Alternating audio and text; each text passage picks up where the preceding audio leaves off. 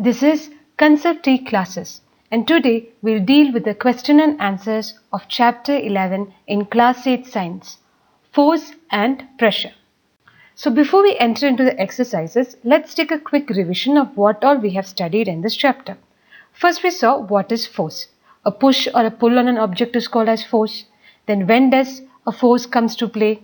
When there is an interaction between objects. Then we explored more about forces. Then what happens when force is applied on an object? It changes its state of motion. It also changes the shape of an object. Then we studied the types of forces. We have contact forces. There we saw two types of contact forces, which is muscular force and friction. Then we saw what is non-contact forces and three types of non-contact forces, which was the gravitational force, magnetic force and the electrostatic force. Then we also studied about pressure and the pressure exerted by liquids and gases, and finally what is atmospheric pressure. Now let's enter into the exercises. Exercises. Question number 1. Give two examples each of the situations where we push or pull to change the state of motion of objects. So let's see the examples. The first example of a push situation is while closing a door. We push the door. That is, we are applying a force away from us such that it changes its state of motion. And another example is while kicking the ball. Here also we are pushing the ball. Hence there is a change in state of motion. Now pull. While opening a door, here also we are pulling the door. Hence here also there is a change in state of motion. Another example is when an ox pulls a plough.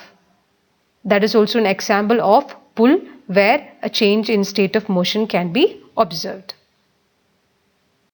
Question number 2. Give two examples of the situation in which the applied forces cause a change in the shape of object. So we have already studied that one of the effect when a force is applied on an object is it changes the shape of an object. So we have to give two examples. The first one is when we knead a dough, we apply force to the dough, thereby changing its shape. Similarly, when we stretch a rubber band, it also changes its shape due to the application of force. Question number 3. Fill in the blanks in the following statements. To draw water from the well, we have to dash at the rope. What should we do to the rope in order to draw the water from the well? We have to pull the rope. B. A charged body dash an uncharged body towards it. In the previous video of this chapter, we have studied in the section of electrostatic force that a charged body, it attracts an uncharged body towards it. C. To move a loaded trolley, we have to dash it. We have to push it.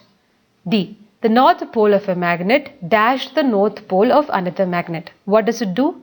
It repels because opposite poles they attract each other and the same poles they repel each other. So north pole of a magnet, it repels the north pole of another magnet. Question number 4. An archer stretches her bow while taking aim at the target. She then releases the arrow which begins to move towards the target. Based on this information, fill up the gaps in the following statement using the following terms. So the following terms are muscular, contact, non-contact, gravity, friction, shape and attraction. So we have to fill in the blanks using these terms. Now we have to complete these statements based on the options given inside the question. A. To stretch the bow, the archer applies a force that causes a change in its dash. So when the archer applies a force on the object bow, what effect can be observed? There would be a change in its shape. B. The force applied by the archer to stretch the bow is an example of dash force. So what type of force can be seen here? It is an example of a muscular force because the force here is caused by the action of the muscles of the archer. Hence, it is a muscular force.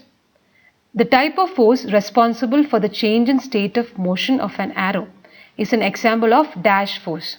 So as the force is in contact between the archer and the bow, it is an example of contact force. D. While the arrow moves towards its target, the forces acting on it are due to dash and that due to dash. So what are the forces acting on the arrow? It will be the gravitational force which pulls the arrow towards the earth and the frictional force of the air which acts in the opposite direction of the motion of the arrow. Question number 5. In the following situations, identify the agent exerting the force and the object on which it acts. State the effect of the force in each case. So we have to identify what is the agent exerting the force, what causes force, then the object on which it acts, and finally the effect of force in each of these cases. So the first one is squeezing a piece of lemon between the fingers to extract its juice. B. Taking out a paste from a toothpaste tube. C. A load suspended from a spring while its other end is on the hook fixed to a wall. And D. An athlete making a high jump to clear the bar at a certain height. So the first situation is squeezing a piece of lemon between the fingers to extract its juice. So what all is the agent, object and effect of force? Here the agent is the fingers, object is the lemon, and the effect of force is it changes the shape of the lemon. So when we squeeze a lemon, the force applied by our fingers is a muscular force, and because of this force there is a change in the shape of the lemon. Now B. Taking out a paste from a toothpaste tube. So what is the agent? The agent are the fingers, object is the toothpaste tube, and the effect of force is the change in the shape of the tube. So similarly here also a muscular force is applied by the fingers and the toothpaste comes out of the tube, and that results in the change of shape of the tube. The next situation is a load suspended from a spring while its other end is on the hook fixed to the wall. So let's see what is the agent, object and effect of force. Here the agent is the load which is suspended from the spring, object is the spring, and the effect of force is it changes the shape of the spring. So here we can see that because of the force applied by the load, the spring, it elongates. Hence we can say that there is a change in shape of the spring. Now D. An athlete making a high jump to clear the bar at a certain height. So what is the agent, object and effect of force? Here the agent is the muscles of the athlete, object is the ground, and the effect of force is it changes the state of motion of the athlete. So here when the athlete he jumps, he exerts a force onto the ground before jumping. That is, he pushes on the ground, which in turn helps him to jump over the bar, thereby resulting in the change of the state of motion of the athlete. Question number 6. A blacksmith hammers a hot piece of iron while making a tool. How does the force due to hammering affect the piece of iron? So let's see how does the force affects the piece of iron. When a blacksmith hammers a hot piece of iron, iron being a metal, we know that it's malleable and ductile. We have already studied about metals and non-metals in chapter 4.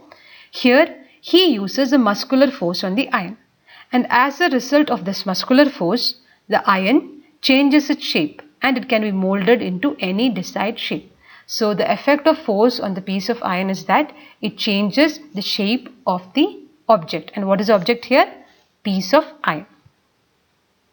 Question number 7.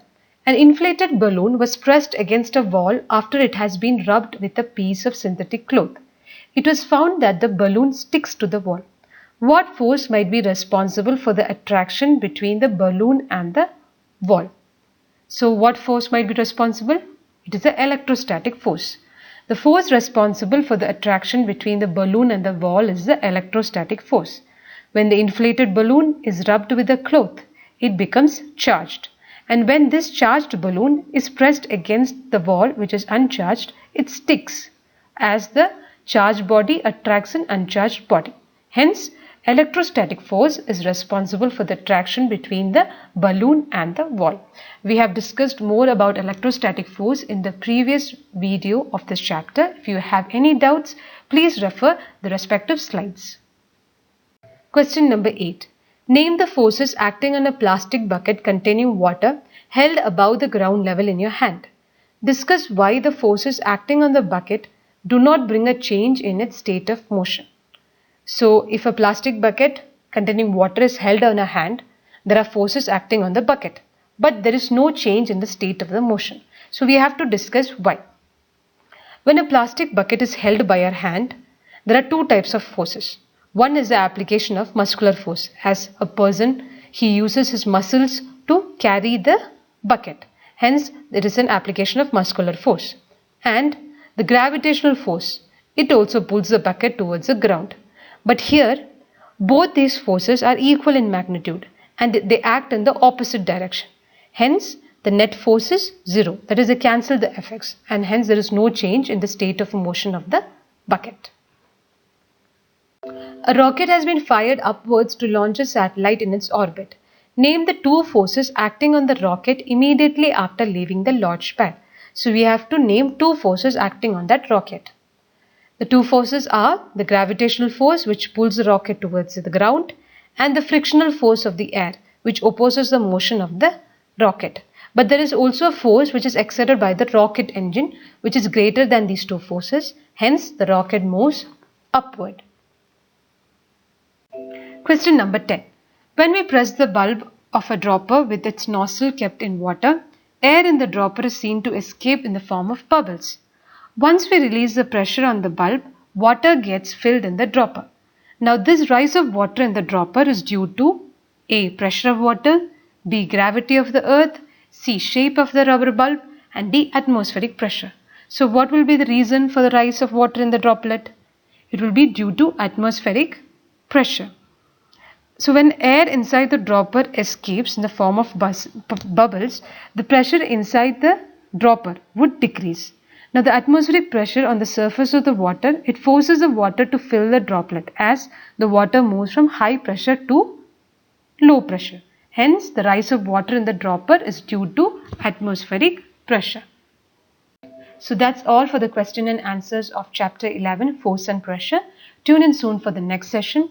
Don't forget to share, like and subscribe if you find the contents useful.